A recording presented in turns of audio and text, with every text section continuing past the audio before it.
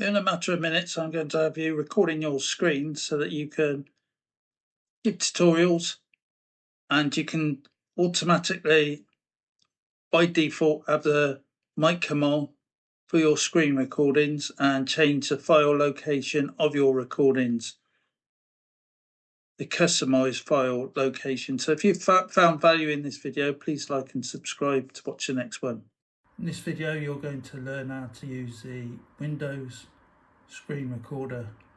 So if you press the Windows key and the Shift key and R, you get the crosshairs come up.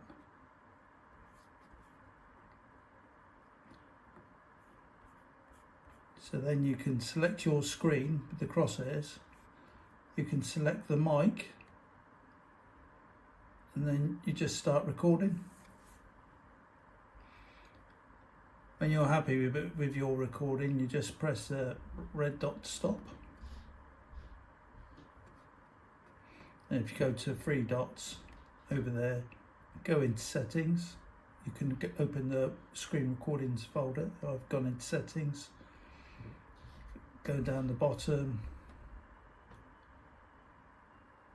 I've changed the screen recordings location. So it goes to a project folder on my desktop.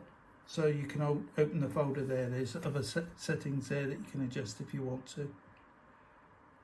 So I'm going to include that one to have the microphone on whenever I start up the screen recording screen.